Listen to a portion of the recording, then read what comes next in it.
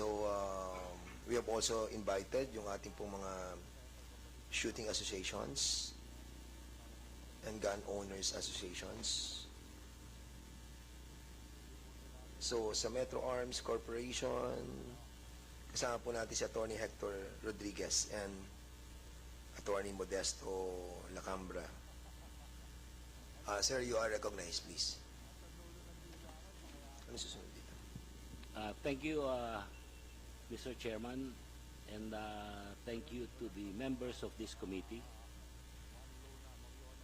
It has been 10 years since the Republic Act 10591 was enacted. It was and took effect sometime in 2014. And we welcome the move of this committee to revisit the law and introduce amendments based on our experiences in the implementation of the said law. So we fully support that. We have filed our preliminary position paper after reviewing the 3 pending bills. Basically, majority of it we do not have any comment, except that for House Bill number 893 on Section 40 of RA 10591, wherein the fine or is being increased from 10,000, I think, to 100,000. We find it too excessive, Your Honor.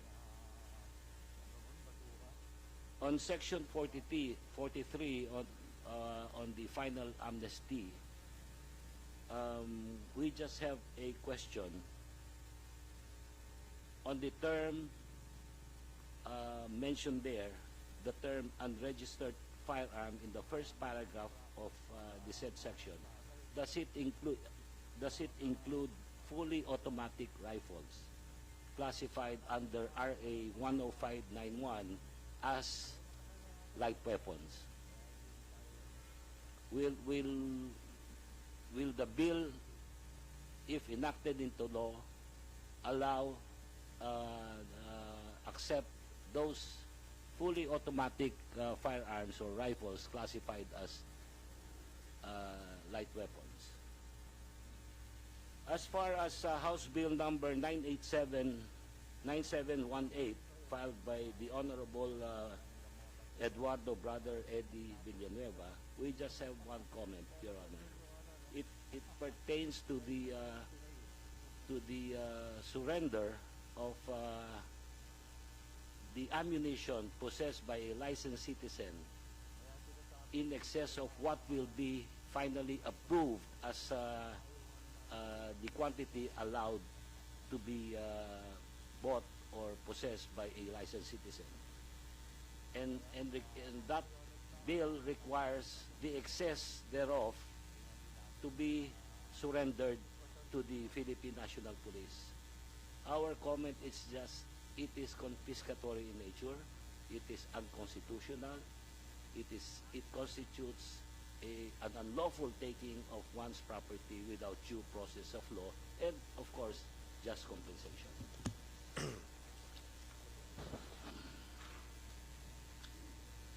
As far as House Bill number 11141, filed by the Honorable Chairman,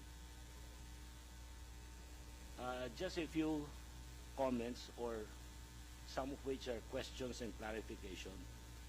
As far as on the proposed amendment to Section 3Y of 10591, which states in part, permit to carry firearms outside of residence, refers to a written authority issued to a licensed firearm by the Chief of the PNP, or a duly authorized representative, or by the Chief of RCSU, which entitles such person to carry his or her registered or lawfully issued firearm outside of residence.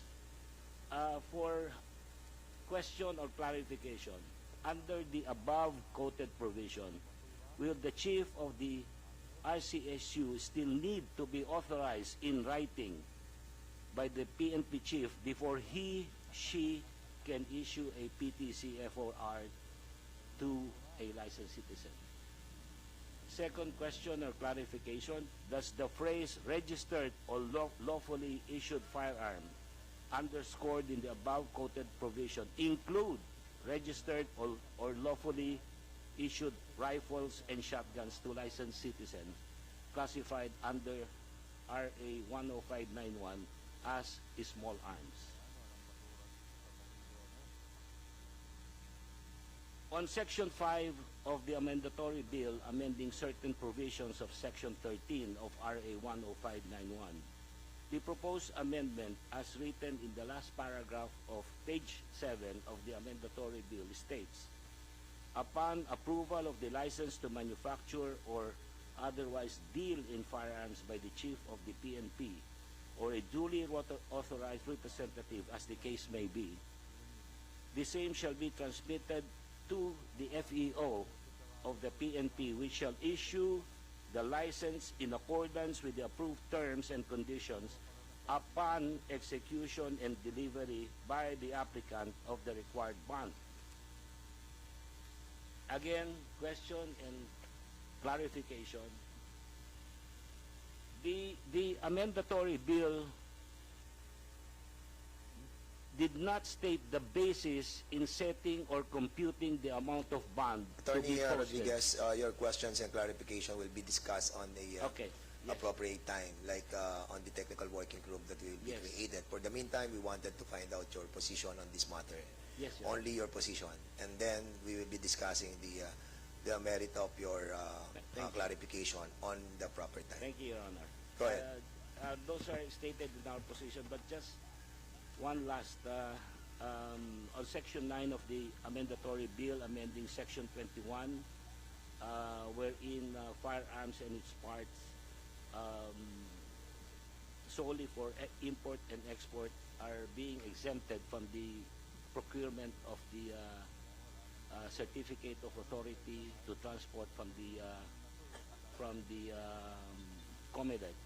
We would just like to recommend that the term firearms, more particularly its part, the parts must be enumerated, because under the Republic Act 10591, there are so many parts that are mentioned there. The major parts, minor parts, accessories, forgings and castings, and mill run parts. And we would like that to be enumerated in the law, because some government agencies are not so clear on that provision, its part. Just like the Bureau of Customs, when we import our materials from abroad, casting, mill run parts, forgings, they still require us to secure a Comelec exemption during the election gun ban. But I think the Comelec has position there is that they only regulate firearms and I think major parts. So that is stated in our position paper. Thank you very much, Mr. Honorable Chairman. All right. Thank you so much, Attorney Rodriguez. So we'll go to the next resource person, Mr. Alaric Topacio of the AFAD. Alaric, you are now recognized. Before you proceed, Teacher, we'd like to acknowledge the presence of Congressman Sergio Dagoc of the APEC party list. Sir, welcome. Go ahead. Honorable Chair, esteemed colleagues, and distinguished guests, as we gather today to discuss the proposed amendments to Republic Act 10591, I, in representation of majority of the companies in the defense industry, is in full support of the Honorable Dan Fernandez's and Congressman Romero's efforts to recalibrate our firearms in a way that not only enhances our national security, but also recognizes the significant economic potential of the firearms industry in the Philippines. We would also like to express our reservations for House Bill 9718, which we will be submitting our position paper in the next few days. The firearms industry is a niche sector. It is a growing and vital part of our economy. When properly regulated, this industry has the capacity to generate thousands of jobs, boost innovation, and contribute to our economic development both locally and internationally. From manufacturing to retail, training, and security services, the economic impact of a thriving firearms industry cannot be overstated. However, Mr. Chair, as we acknowledge the potential for economic growth, we must also address the primary concern of public safety. But let me make this clear. The issue is not with responsible law-abiding citizens who legally own and use firearms. The real problem lies with criminals who possess illegal weapons and use them to commit crimes. We must be careful not to allow laws meant to curb criminal behavior to penalize those who comply with regulations and are committed to using firearms responsibly. It is vital that we distinguish between those who are following the law and those who are exploiting it for criminal purposes. Law-abiding firearm owners who have gone through the necessary legal processes to acquire and register their firearms should not be burdened by additional restrictions that unfairly target them. The problem lies with illegal firearms, which are often trafficked by criminals who have no regard for the law. Therefore, our efforts should focus on strengthening enforcement mechanisms to combat the illegal arms trade and not on punishing responsible citizens who adhere to the legal framework. The economic growth of the firearms industry should not be hindered by unfounded fears of misuse by legitimate owners. Instead, we should ensure that laws are targeted and effective, addressing the root causes of illegal firearms trafficking while supporting responsible gun ownership. By striking the balance, we can ensure the fire industry continues to thrive, create jobs and opportunities for Filipinos without compromising our security. In these challenging economic times, we must support industries that can offer stability and growth. The firearms sector, with its potential to expand domestically and internationally, should be recognized as a key player in our economic strategy. By amending RA 10591, we are not simply adjusting regulations, we are empowering an industry that can generate significant economic returns, provide employment, and support innovation, all while ensuring public safety through focused law enforcement efforts. Let us remember, Mr. Chair, I would like to emphasize that the goal is not to punish responsible firearm owners, but to protect our society from criminal activity involving illegal firearms. Through these amendments, we can help nurture an industry that benefits our economy and strengthen our national security. Mr. Chair, to cite an example, we have had hearings before with the Senate regarding amendments for RA 10591, and it has been mentioned years before during the previous Senate hearing that less than 5% of registered guns, actually less than 1%, 0.5% of legitimate firearm owners, registered firearms, are used during the elections to commit crimes. Majority, if not almost all of the guns used during election-related violence are all unregistered firearms, illegally acquired firearms. So our primary concern as an industry is we are putting restrictions to legal gun owners, and at the same time, we are punishing legal gun owners for doing something that, whether they use it offensively or defensively. Mr. Chair, we will be submitting a position paper regarding this. Thank you po. Thank you so much, Mr. Topacio. So, Mr. Efren Reyes, kasamahan ko sa pelikula. Ilan ba napatay mo sa pelikula using licensed ilang firearms? beses na akong pinatay. Good morning, Mr. Chairman and Your Honor. You are now recognized, Mr. Efren Reyes Jr. Go ahead. Thank you po. As a representative of Philippine Shooters and Match Officers Confederation headed by former TESDA Secretary Suharto Mangudadatu, former congressman too, I'm being the Vice President external of PSMOC. The position right now is I agree with mostly of all their resentments and with regards to the mga bills na they're trying to pass, and the position right now for PSMOC is with the shooters ever since the enactment of the RA 10591, we have been, what you call this, disenfranchised. As a lawmaker. Because I cannot- yung iba po, binibigyan lang po ng permit to carry na with 500 rounds. Nanalo na nga sila with that eh. Yes, sir. Why do you have to loosen the law? For you to win again? Or to maintain. Maintain lang po Yan. natin. Siguro yan. That's why I do not Ilagay lang agree po with your natin. point, Mr. Reyes. Kasi nga po, yung mga nakaraang mga chief PNP po, I'm not mentioning na, napunta po sa chief PNP ang pagbibigay ng permit to carry sa mga sport shooters, wherein we do not carry, we merely transport the firearms. Hindi. Ang point ko, Mr. Reyes, with the Opo. present law, nanalo na kayo ng 1, 2, 3. Yun ang sabi mo eh. Opo.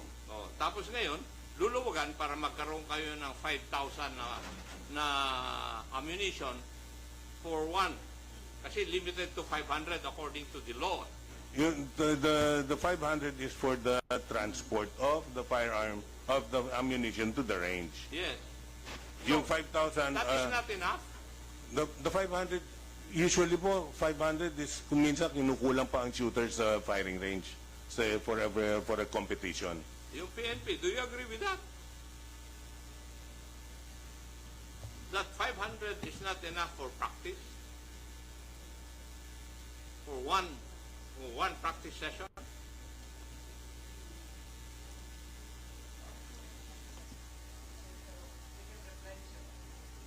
Under the law, they can replenish. What's the problem? Opo. Wala palang problema eh. So, ang sinasabi ni Chairman Acop ay we created champions, di ba? The best, no? Using the present law. And in this bill, increasing the amount of ammunition, no? Parang hindi natin nabibit yung purpose, di ba? Unless that we wanted to have more champions, no? In different categories.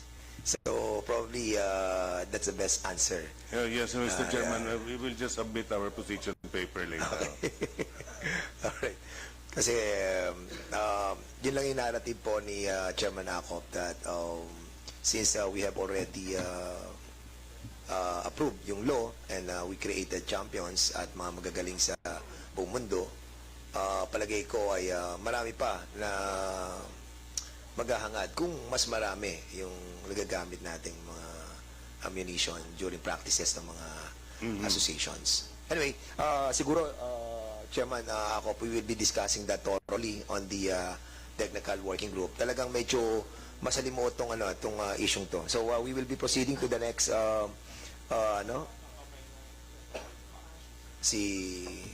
Mr. Tapasio, are you raising your hand? Yes. Okay, go ahead, please. Mr. Chair, to answer the question lang of the good Congressman Acop, I think si Mr.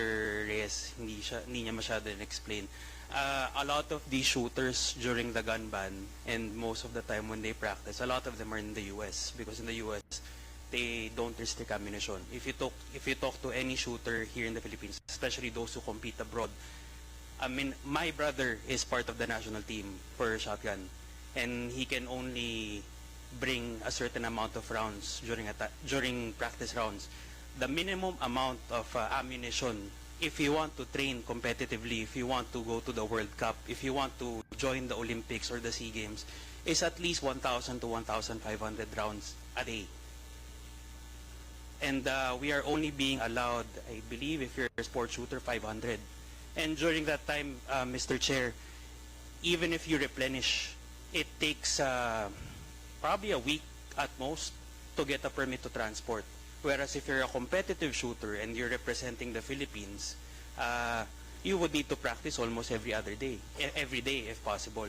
So I think that is the reason why these proposed amendments are being kaya siya linalatag po sa inyo, Mr. Chair. It's not only to allow yung amount of ammunition to be owned, but also most of the reason is because sport shooters really need to practice with a lot of ammunition. And bear in mind po, Mr. Chair, with the increase of ammunition na pinopropose po dito sa House Bill, from what we understand, this does not only include the civilians.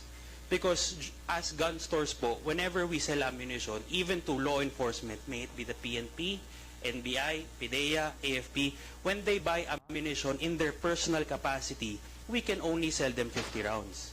Okay. That's understandable. Now, Chair, Mr. medyo, Chair. before, sige, Congressman Acop din, Congressman Plato. Kasi yun lang ang provided for by law and you have to abide by that. Di ba? That is what the law says. Otherwise, criminal cases will be filed against you if Yes. you violate that. Yes. That's why we support the amendment nga po, Mr. Congressman. Thank you po. Alright, so we will be, medyo umiinit na ang ating discussion and that's the reason why we need to create a technical working group on this matter. Kasi Chair. medyo contentious yan. Pero because we have an existing law and we have to follow it, and that's the reason why meron tayong amendments na gagawin natin. But, of course, it Mr. will be also debatable on the technical working group.